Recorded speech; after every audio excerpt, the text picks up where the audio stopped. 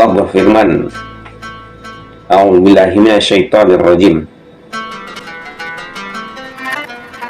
Wa may yatawakkal 'ala Allah fahuwa hasbuhu. Dan barang siapa yang bertawakal kepada Allah, niscaya Allah akan mencukupkannya.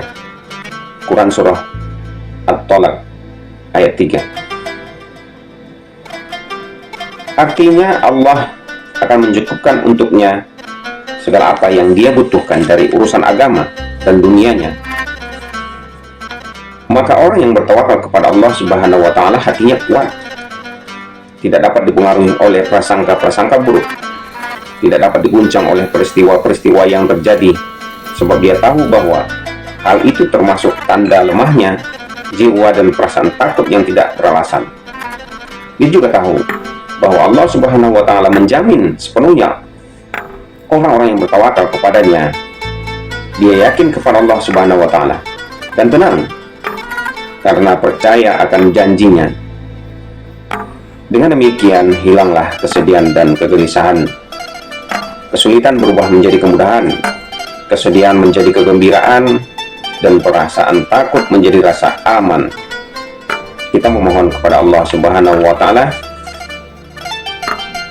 semoga diberi keselamatan, semoga Dia mengaruniakan kepada kita kekuatan dan ketetapan hati dengan sikap tawakal total, karena Allah Subhanahu wa Ta'ala telah menjamin orang yang bertawakal dengan segala kebaikan dan menolak segala musibah dan kesedihan. Rasulullah Shallallahu Alaihi Wasallam bersabda, jika boleh seseorang mukmin atau suami membenci seorang mukminah atau istrinya, jika dia tidak menyenangi satu dari perilakunya, dia tentu menyukai perilakunya yang lain. Hadis riwayat Muslim.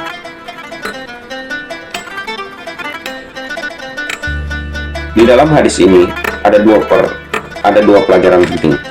Pertama, ini memberikan pengaruh bagaimana seharusnya memperlakukan istri, kerabat, teman-teman, satu pekerjaan, di lingkungan kantor, dan semua orang yang mempunyai hubungan dengan kita. Kita harus mempersiapkan mental kita, karena pasti akan ada suatu kekurangan atau keburukan dan hal-hal lain yang tidak kita senangi. Apabila kita mendapatkannya, maka hendaklah kita membandingkan antara tingkah lakunya dengan apa yang seharusnya kita lakukan terhadap dia, seperti menjaga kekuatan hubungan dan kelanggengan kasih sayang terjalin sebelumnya. Jika mengingat segala kebaikan yang dilakukannya dengan menutup mata dari kekurangan-kekurangannya dan memperhatikan kebaikan-kebaikannya, maka persahabatan dan hubungan akan tetap terjalin, serta perasaannya pun menjadi tenang. Kedua, hendaklah kita berusaha menghilangkan kesedihan dan kegelisahan. Menjaga hubungan baik itu lebih penting, selalu memberikan hak-hak yang harus dipenuhi, sehingga tercipta ketenangan di antara kedua belah pihak. Barang siapa yang tidak mengikuti petunjuk yang disebutkan oleh Rasulullah Shallallahu Alaihi Wasallam ini, bahkan menentangnya, melihat orang hanya kepada kejelekan-kejelekannya, menutup mata dari kebaikan-kebaikannya, misalnya dia pasti akan gundah. Kasih sayang yang terjalin antara keduanya pun menjadi keruh, dan banyak hak yang seharusnya dijaga menjadi terputus, menjadi pupus, hilang tanpa arah. Banyak orang mempunyai idealisme yang bisa dikatakan selangit. Mental mereka siap untuk sabar dan tenang menghadapi berbagai cobaan dan musibah-musibah besar. Akan tetapi mereka menjadi gelisah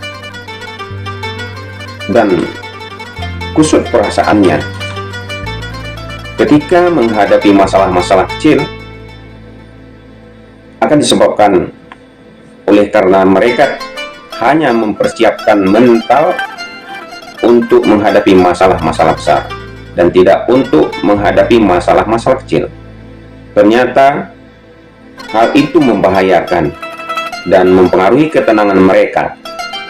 Orang yang benar-benar kuat adalah orang yang mempersiapkan dirinya menghadapi masalah-masalah kecil dan besar sekaligus, serta memohon pertolongan kepada Allah Subhanahu wa Ta'ala.